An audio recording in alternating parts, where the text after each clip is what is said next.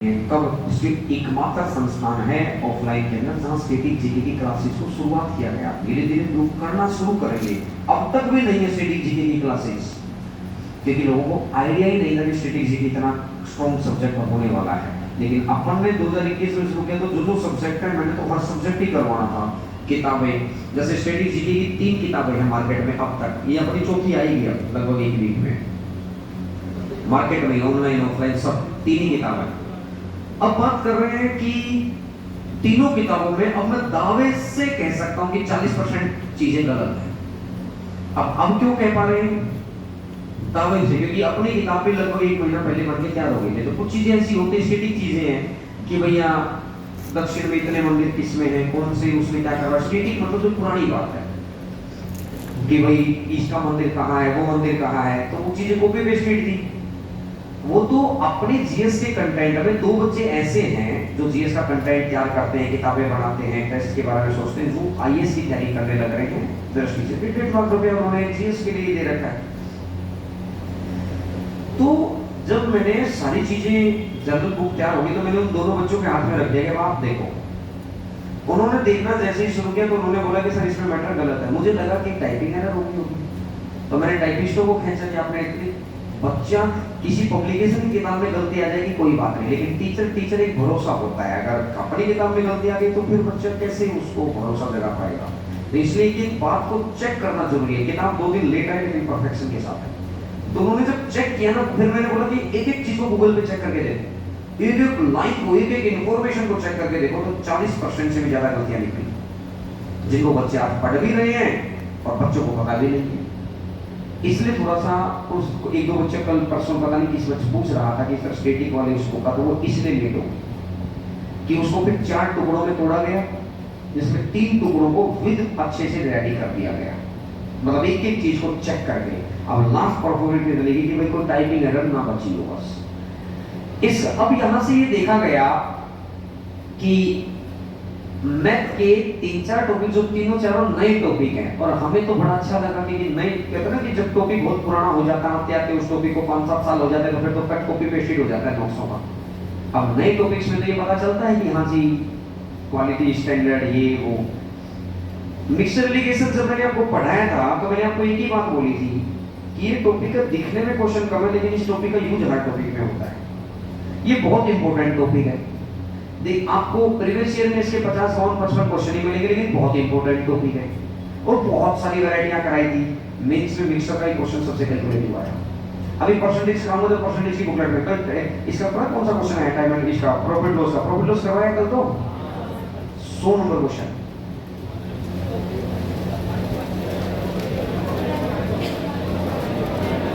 जो मैंने ये बताया था ना कि इधर से इधर जाना, इधर से इधर जाना, डिट्टो कॉपी क्वेश्चन है कल। 1000 ग्राम की बजाय खरीदते वक्त 1150 या कुछ ऐसा था और बेचते वक्त 950 ग्राम, खत्म बात। और इसी क्वेश्चन पर मैंने क्या बोला था, कई बारी ऐसा होता है, मैंने बोला ना कि एक पेपर को देखना और एक एक्सपीरियंस के साथ पेपर को देखना, दोनों में फर्क है। अब जिस फील्ड में हमने इतने साल लगा दिए वहां पर ये एक्सपीरियंस आ जाता है कि एग्जामिनर ये जा रहा है ये जा रहा है, तो इसका मतलब है कि अब इस तरह के क्वेश्चन को ट्रेंड में रखेगा और मैंने बाकायदा स्टार मार्क दे रखा था। अब मुझे मेरे आगे किसी ने कान में थोड़ी बताया था कि 2023 के मेंस में यही आएगा। बात समझ रहे हैं? यही होता है एक्सपीरियंस। मैं जिस टॉपिक को मिक्सर एलिगेशन को ये कह रहा था कि बार-बार यही टॉपिक कल उसी टॉपिक के क्वेश्चन को बाहर करते हुए आ रहे थे, और क्वेश्चन जो क्वेश्चन नंबर 78 या 77 जाके देखना वैसा ही क्वेश्चन। अच्छा, आप में से कुछ बच्चों को मैंने सीआई करवाया है। 10,000 रुपए की राशि है,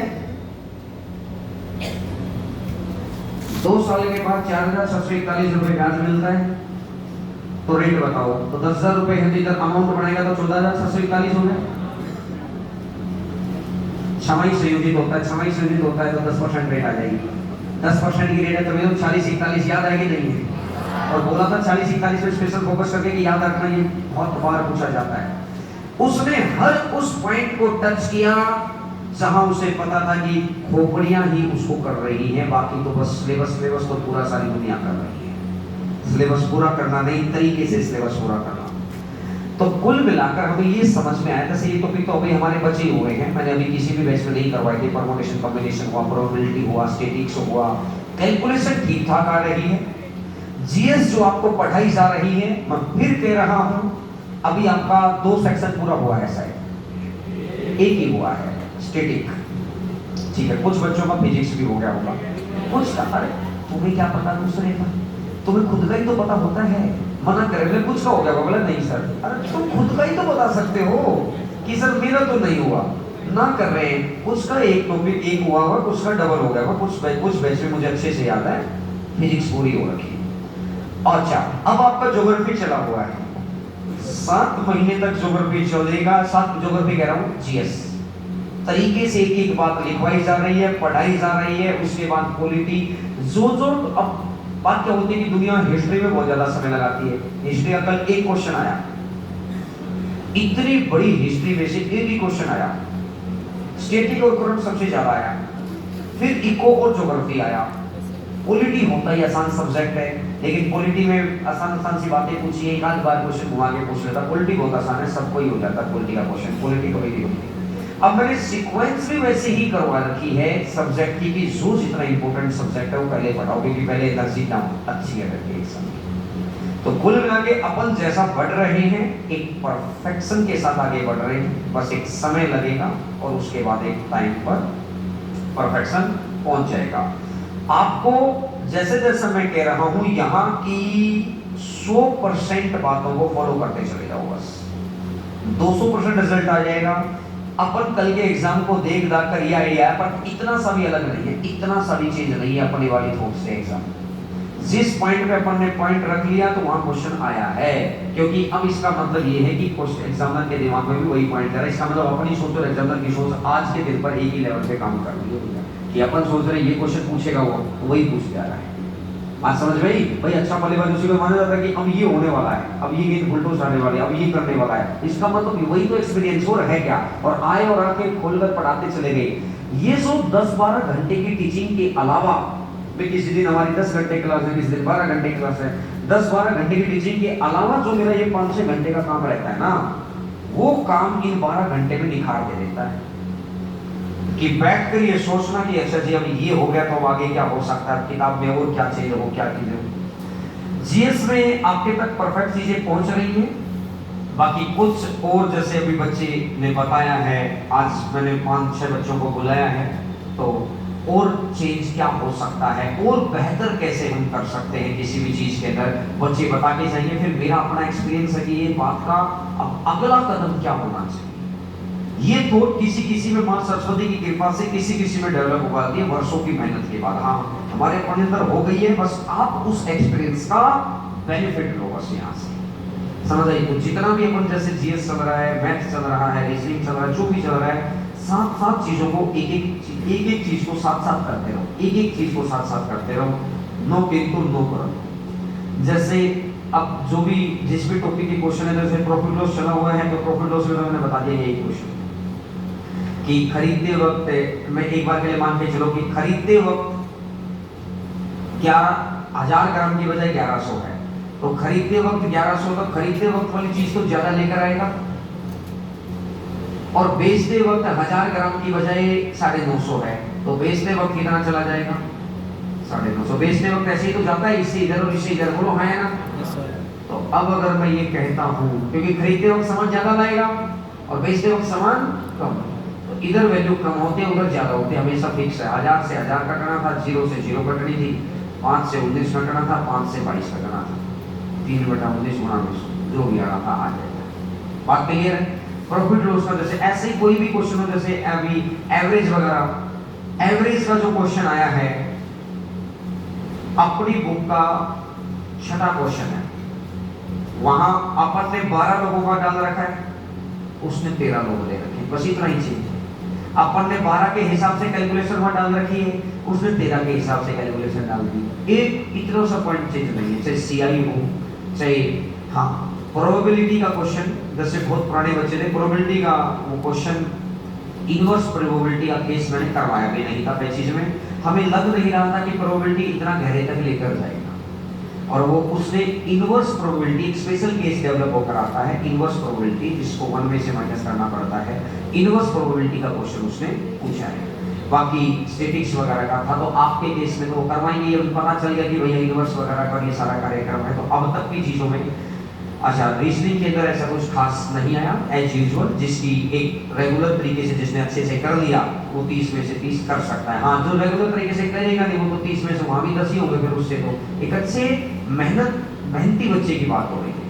और इंग्लिश के अंदर एज पर एक्सपेक्टेशन थी कि थोड़ा पेपर ठीक आएगा, लेकिन इंग्लिश का स्तर नॉर्मल ही आया है। इंग्लिश क्योंकि पिछले मेंस में इंग्लिश का स्तर ठीक आया था और मैथ का डाउन कर लिया था, लेकिन इस बार उसने मैथ के भाई 5 क्वेश्चन ठीक डाल दिए तो 30 में से 5/30, 1/6, 16 से 2/3%, भाई 15% पेपर ही तो मुश्किल आता है। 7-8% पेपर है नॉर्मल आ जाता, मतलब ये मीडियम आ जाता है, बाकी 75% तो हर पेपर का ही आसान होता है।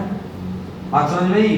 तो मैथ का स्तर सही माना गया है और अपने हिसाब से, और रीजनिंग का स्तर ठीक है, इंग्लिश का स्तर भी ठीक ही है, मतलब मुश्किल नहीं है। जो बच्चा रेगुलर तरीके का क्लास आ रहा है वो उस काम कर रहा है, बात बन जा रही है।